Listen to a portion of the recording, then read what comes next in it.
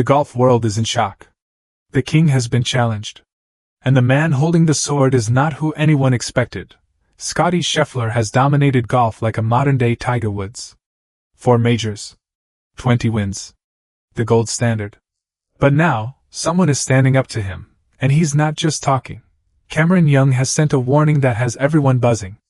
To catch Scottie, I'd have to kind of go nuts, but that's the goal.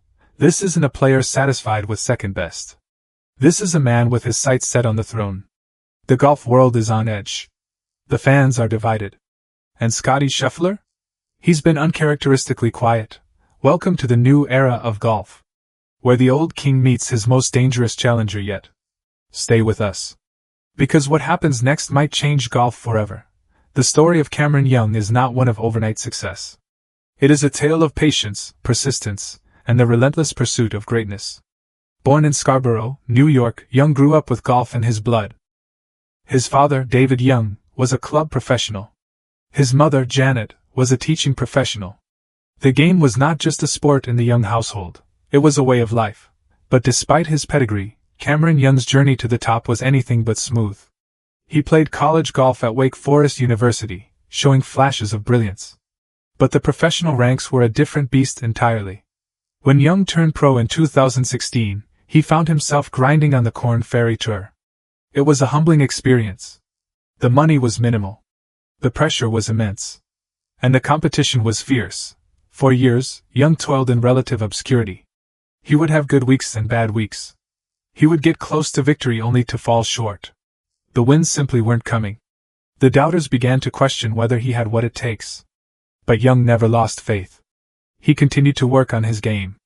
He refined his swing, improved his putting, and strengthened his mental approach. Slowly but surely, the results began to show. By 2020, he had secured his PGA Tour card. And in 2022, he announced his arrival on the biggest stage of all. Remember the 2022 Open Championship at St. Andrews? The old course. The home of golf. Cameron Young stood on the 18th tee with a chance to win his first major championship. He hit a brilliant second shot to set up an eagle putt that would have forced a playoff with Cameron Smith. The putt was close. So painfully close. But it slid by the hole. Young finished second. Another heartbreaking near miss. That became the pattern for Young. 7 times he finished second on the PGA Tour. 7 times he came agonizingly close to victory only to watch someone else lift the trophy. But the great players don't let disappointment define them. They use it as fuel. They turn setbacks into comebacks. That is exactly what Cameron Young did. He didn't complain. He didn't make excuses. He went back to the practice range and worked harder than ever. He studied the game's best players, including Scottie Scheffler, and tried to learn from their success. He developed a more consistent putting stroke. He sharpened his course management. He became more patient on the greens. Then, finally, the breakthrough came. In March 2024, at the Players' Championship, the most prestigious event on the PGA Tour outside of the majors, Young won his first title. He beat Matthew Fitzpatrick in a playoff. He showed that he could handle the pressure. He showed that he could perform on the biggest stage. And he showed that he was ready to compete with the best players in the world. The floodgates had opened. Young's confidence soared. Just a few months later, he delivered another stunning performance at the Cadillac Championship at Doral's Blue Monster. This wasn't just a win. This was a statement. Young led from start to finish. He dominated the field. And most importantly, he beat Scottie Scheffler by 6 shots. 6 shots. In a tournament where Scheffler was the heavy favorite. The golf world took notice. Suddenly, Cameron Young wasn't just a talented player who couldn't close out tournaments. He was a bona fide contender. A threat.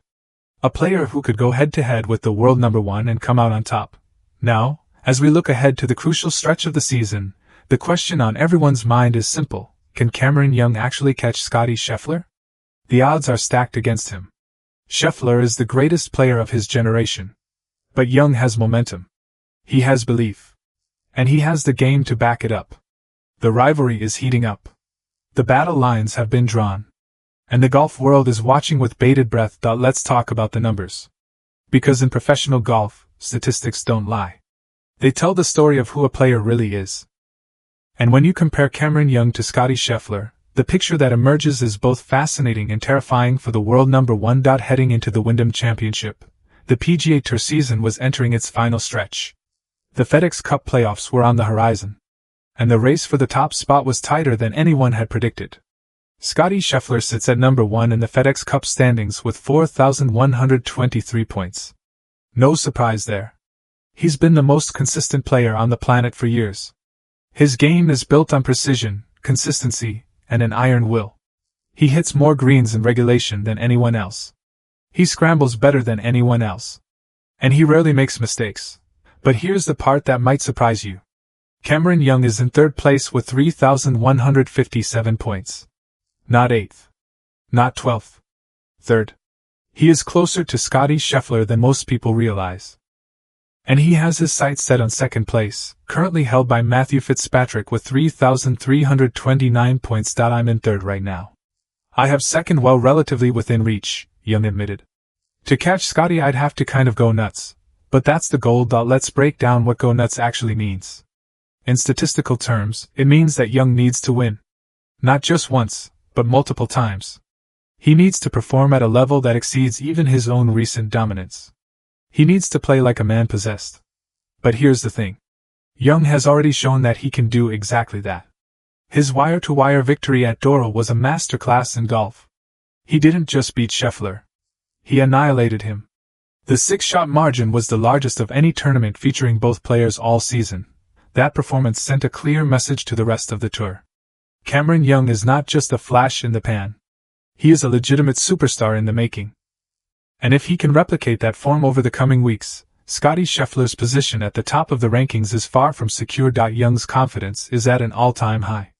And confidence, as any golfer will tell you, is everything. When you believe you can win, you play differently. You take more risks. You attack pins that others would avoid. You trust your instincts. Young has that belief now. And it's not just talk. He backed it up with his performance at Doral. He backed it up with his words. He backed it up with his entire demeanor. If I can put together starting now 3 really good weeks of golf, there's always a chance, Young said. That's the goal. And really to accomplish it, it's just step by step. It starts Thursday this week, just trying to put together a bunch of good golf shots and see what it adds up to. Notice the process. The focus. The step-by-step approach. Young isn't getting ahead of himself. He knows that he needs to take it one shot at a time. One round at a time. One tournament at a time. But he also knows that the opportunity is there. The door is open. And if he walks through it, the rewards could be historic. But let's be honest. Catching Scottie Scheffler is no easy task. Scheffler is the most dominant player since Tiger Woods in his prime. He has won 4 majors. He has 20 PGA Tour victories. He has been the world number 1 for a cumulative 90 weeks. He is the measuring stick against which all other players are judged. So how does Young plan to bridge the gap? The answer lies in the details. Young has studied Scheffler's game extensively. He knows what makes the world number 1 tick. And he has identified areas where he can gain an advantage point. One of those areas is the driver. Young is longer off the tee than Scheffler. That extra distance allows him to hit shorter irons into greens, giving him more birdie opportunities. Another area is the putting. Young has worked tirelessly to improve his putting stroke. He's now making putts that he would have missed a year ago. That's the difference between winning and finishing second. But perhaps the biggest advantage Young has is his hunger. Scheffler has already achieved everything. Young is still hungry for more. And that hunger is a powerful motivator.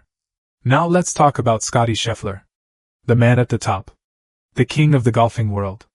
The player who has made the impossible look routine for years. But here's the thing about kings. They're not invincible. They have weaknesses. They have moments of vulnerability. And right now, Scottie Scheffler might just be at his most vulnerable point in years. It's not that Scheffler is playing badly. Far from it. He's still the best player in the world. He's still winning tournaments. He's still the heavy favorite in any event he enters. But there are cracks beginning to show. Tiny fissures in the armor that opponents are starting to notice. One of those cracks is the putter. Yes, Scheffler has always been known as a phenomenal ball striker. He hits greens in regulation at a remarkable rate. But his putting has sometimes been streaky. When he's hot on the greens, he's unbeatable. When he's cold, he's vulnerable. In recent tournaments, Scheffler's putter has let him down at critical moments. He's missed putts he would normally make. He's left opportunities on the course. And when you're playing against a player like Cameron Young, who is gaining confidence by the day, those missed opportunities can be costly. Another factor to consider is the pressure of being the hunted. For years, Scheffler has been the hunter. The guy chasing Tiger Woods' records. The guy trying to establish his own legacy. But now, he's the hunted. And that changes things. When you're on top, everyone wants to beat you. They prepare differently. They play differently. They have that extra motivation to take you down. And that can be exhausting. Mentally, emotionally, physically, Cameron Young is not the only player targeting Scheffler. The entire tour has their sights set on the world number one. But Young might be the most dangerous of them all. He has the game to compete. He has the confidence to believe he can win. And he has the calm demeanor to handle the pressure. Scheffler knows this. He's too smart and too experienced not to recognize the threat. And that knowledge might just weigh on him. When you're constantly looking over your shoulder, it's hard to focus on your own game. It's hard to stay in the moment. It's hard to perform at your peak. But there's more to the story than just psychological pressure. There's also the physical toll. Scheffler has played a lot of golf over the past few years. He's been incredibly consistent, which means he's always contending, always playing on weekends, always grinding. That takes a toll on the body. And even the best players need rest. Young, on the other hand, is coming into his prime. He's fresh. He's healthy. He's hungry. He doesn't have the mileage that Scheffler has accumulated. He doesn't have the expectations that come with being the world number one. He's playing with house money, and that's a dangerous combination. The media has also started to pick up on the narrative. A recent article from Golf Magic highlighted Young's warning to Scheffler. The golf world is buzzing. Fans are debating. Pundits are predicting. And Scheffler is being forced to answer questions about Young's growing threat. Interestingly, Young has been incredibly open about his admiration for Scottie Scheffler. He's studied him. He's learned from him. He's even called him out as the model for how to handle the mental side of the game. I think Scottie Scheffler has something special about the mental side of the game. Obviously physically as well, but I feel like you can perform at that level and execute that highly, no matter what your skill level, unless you are kind of special between the ears, Young said on the Smiley Show. The respect is mutual. Young acknowledges Scheffler's greatness. But he also knows that great players can be beaten. And he's determined to be the one who does the beating. So where does this leave us? The FedEx Cup Playoffs are approaching. The season is reaching its climax. And the rivalry between Scottie Scheffler and Cameron Young is about to reach a boiling point. Can Young catch Scheffler? The odds are against him. But remember, nobody thought he could win at Doral either. He proved the doubters wrong once. He can do it again. Rivalries are the lifeblood of sports. They capture the imagination of fans. They create drama. They elevate the game to new heights. And right now, professional golf might be on the verge of its most exciting rivalry in years. The Scottie Scheffler vs. Cameron Young rivalry has all the ingredients of a classic. You have the established champion against the hungry challenger. You have the calm, methodical player versus the explosive, powerful player. You have respect on both sides, but also a burning desire to win. This is the kind of rivalry that can define an era. Think of Jack Nicklaus versus Arnold Palmer. Think of Tiger Woods versus Phil Mickelson. Think of any great rivalry in sports history. They all started with a moment when the challenger stood up to the champion and said, "I'm coming for you." Cameron Young had that moment at the Cadillac Championship. He didn't just beat Scottie Scheffler. He dominated him. He sent a message that was impossible to ignore. And now, the rivalry is officially on. But what does this mean for the future of golf? For starters, it means more eyeballs on the sport. Fans love a good rivalry. They love picking sides. They love debating who is better. And they love watching two great players go head-to-head in pursuit of glory. It also means more pressure on both players. Scheffler will be looking to prove that he's still the best. Young will be looking to prove that his victory at Doral was no fluke. Every tournament will become a battle. Every shot will be scrutinized. Every result will be analyzed. The media will love it. The fans will love it. And the game of golf will be better for it. But let's not get ahead of ourselves. The rivalry is still in its For more coverage on this developing story and everything else in the world of golf, Don't forget to subscribe and hit the notification bell.